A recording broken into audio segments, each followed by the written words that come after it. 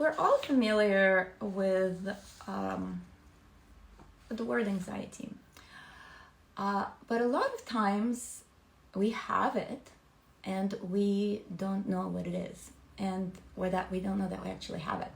And this, I speak from personal experience, I always do, this happened to me. This was a long time ago, but I thought I was just being worried. Mainly at that time, it was about, I was getting stressed when I was in the car with my boyfriend, and I was the passenger. I'm usually the passenger, but he was driving like a maniac, or so I thought. And so I kept trying to get him to, tone it down, which of course drove him even more crazy, and so it was not a good situation. And it almost got to a point where he and I would go to the same place in different cars, because he didn't feel safe when I was driving, and I didn't feel safe when he was driving. We didn't do that because we realized that was a bit crazy, but it was close. It was close. And what I later realized was that what was happening to me was not about me being worried about how he drives. And actually, he was correct about feeling unsafe with me when I'm behind the wheel.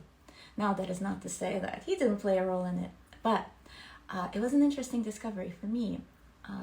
What it was that my nervous system was under such tension, under such pressure, that I had very low window of tolerance, and everything would scare me, and everything would make me worry, everything would make me come out of balance. And I attributed it to, okay, this is happening, that is happening. But then later, after it went away, and by the way, it went away with Reiki, after it went away, I was like, oh wait, the situation wasn't here. It was not out here. This was what was triggering it. And so that was some good food for thought. But anxiety, it's a strange beast, because when we have it, as happened in my case, we don't often realize we have it. It's a survival mechanism.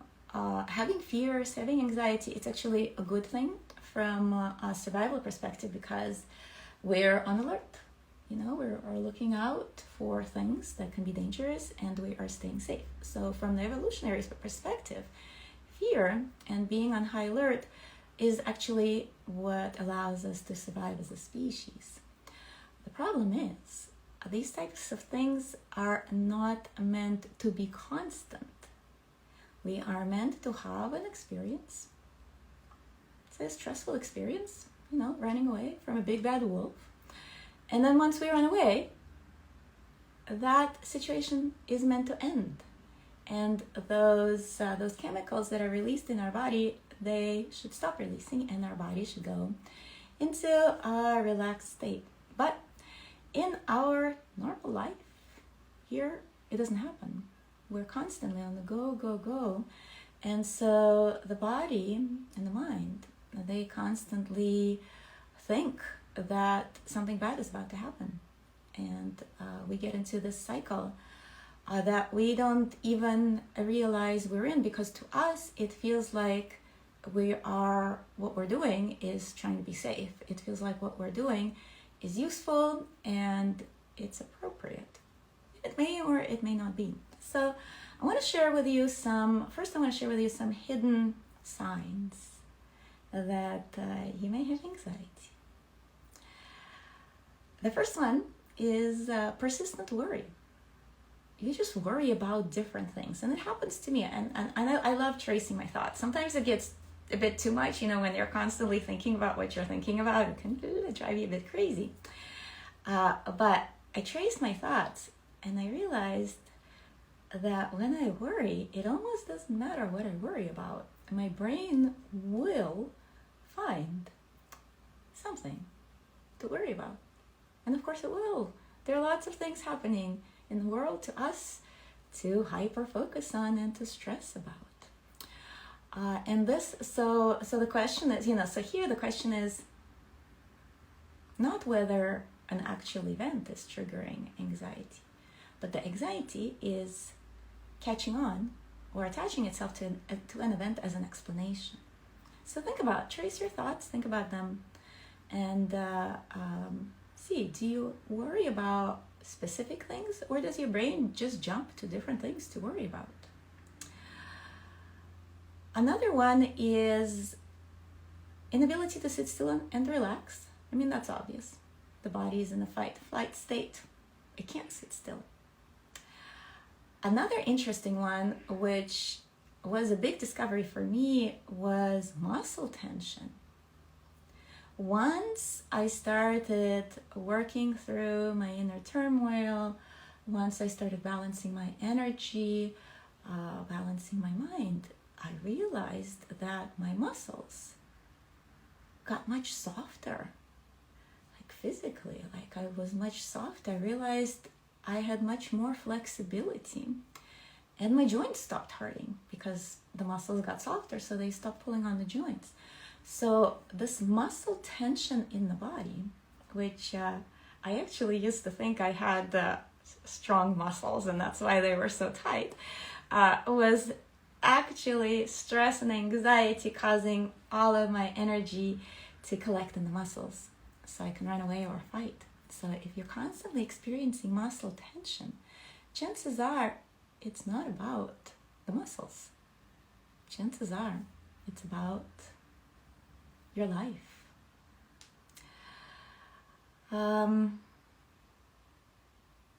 Slight nausea that just kind of comes from out of nowhere. That's a sign of anxiety as well. I used to think that I have stomach issues. Turns out, no. It was my body telling me that it's out of balance. And of course, sleeping problems. Those are quite obvious ones.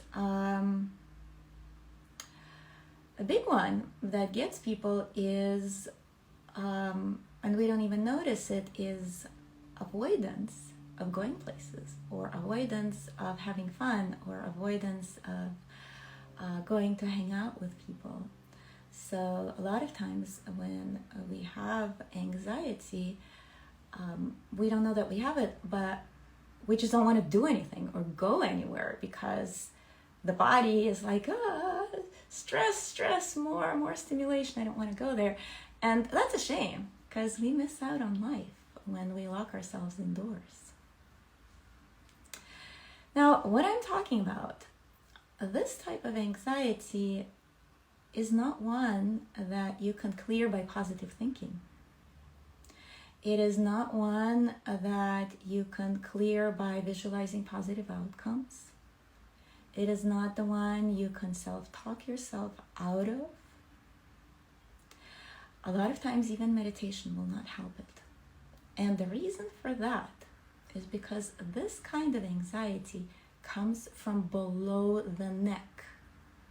It comes from the body. It's beyond thought. It's not attached to a situation. Anxiety happens before the brain is triggered by an external event. It's like always there. And it's in the body.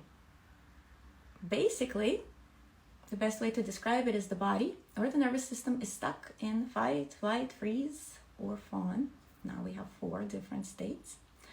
It's stuck in those states. And no matter what you do with the brain, it's not gonna go away because the problem is down below. And so that's how we must approach it. We can't talk ourselves out of it. We can't meditate ourselves out of it. We can't reason out of it. Therapy may help a little bit, but we gotta go through the body. And that means we gotta balance out the energy in the body. And we also gotta balance out how the body and the head communicate. An interesting thing that I noticed is when we are not present, when the head and the body are disconnected, when we're daydreaming, when we're worried too, when we're not grounded, when we're not aware of our body, being the beautiful thing that it is, it freaks out and it says, danger, danger, danger, the head is gone. Bad things are going to happen.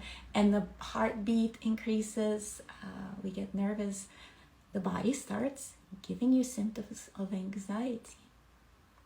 So that's one clue for you, that the reason this is happening may be because you are not grounded energetically, or you're not present in this situation or in this reality. So grounding exercises, grounding meditations, visualizations, they can really help, as is going outside, walking barefoot, going to the beach, being in nature, being with people who love and care for you. Anything to ground you, anything to bring you into the present moment will help it.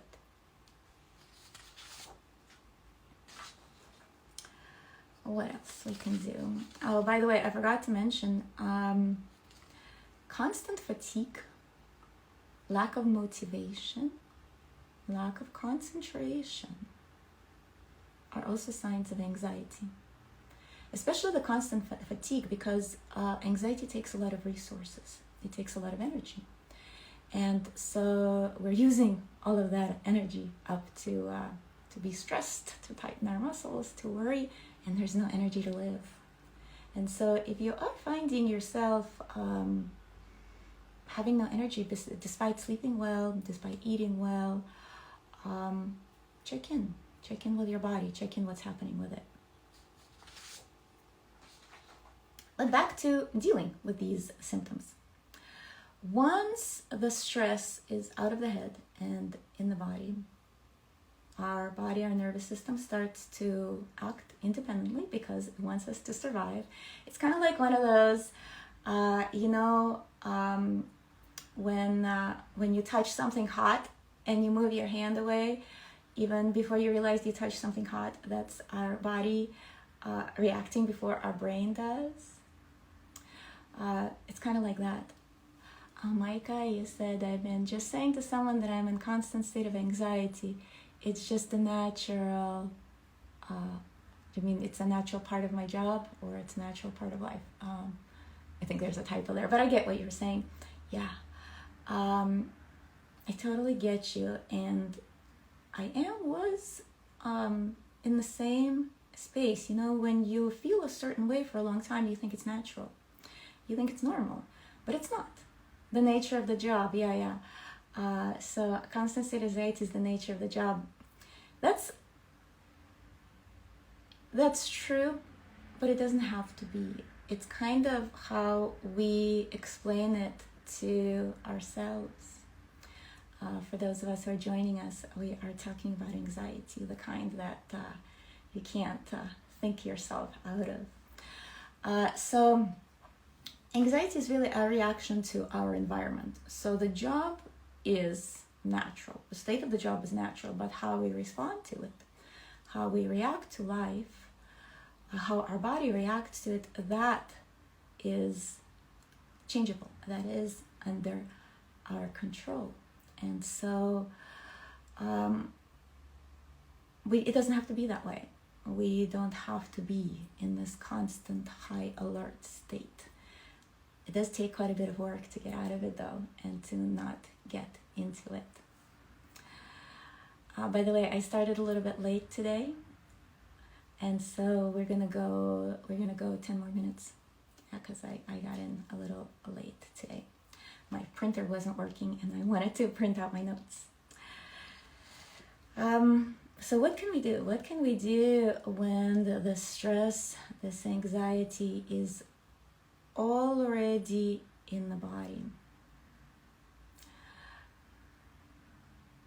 And by the way, Micah, what you're saying about trying not to get sucked in, that's also a symptom. Because when we're trying not to get sucked in, it's already too late. And the stresses, the anxiety is all there because we're trying to avoid it. Ideally, sucked in shouldn't even be a question. It could be more like, this is happening, okay? This is, I see, all right, this is what we gotta do to deal with it. Being sucked in or not being sucked in when we're calm is not really an issue because it won't happen. So the best thing I have found is deep breathing, especially if you tend to get nausea out of nowhere, or you have food issues, or your stomach feels kind of achy, gastrointestinal issues, especially those. Deep breathing is very helpful. And to start with, I recommend you do this before bed when you are lying down and you're safe. And you know you're safe. You don't have to respond to anybody or anything.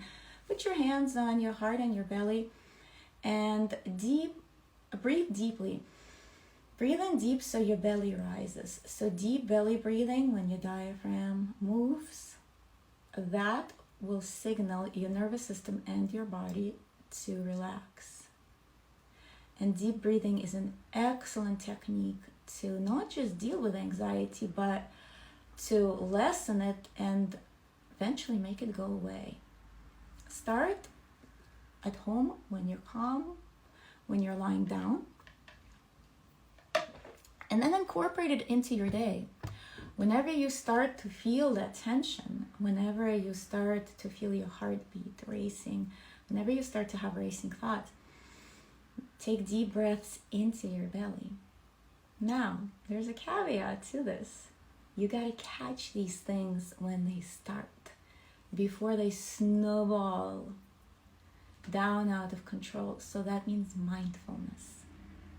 Paying attention to your favorite person, paying attention to you is important so that you feel good. So self-observation is key here, and self-love is key here as well, because when we don't have self-love, we ignore these symptoms. When we have self-love and we care about ourselves, we can allow ourselves to take a moment to take a few deep breaths in, to excuse ourselves to the bathroom, to not feel responsible for the world, for taking care of everybody.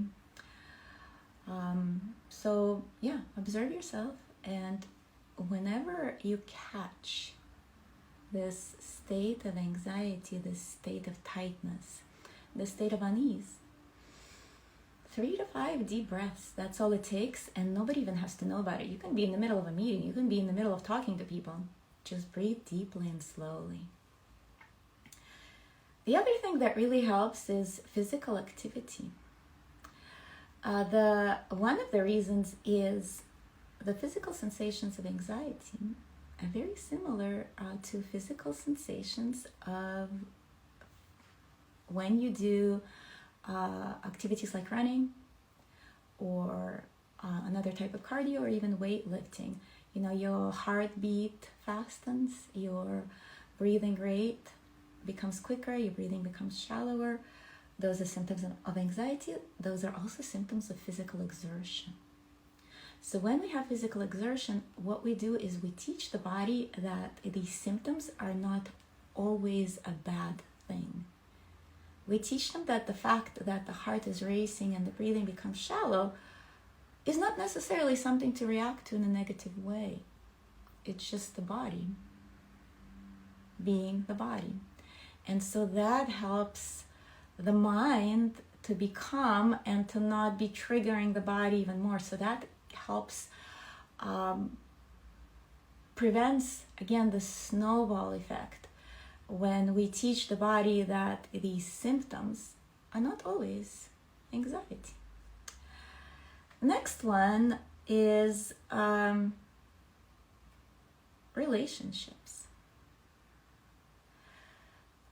When we are around people that we feel safe about, when we are around people who maybe are in a better mental state than us sometimes, or when we're around people who we know love us and accept us, our bodies produce good chemicals. And this is also a gift of nature.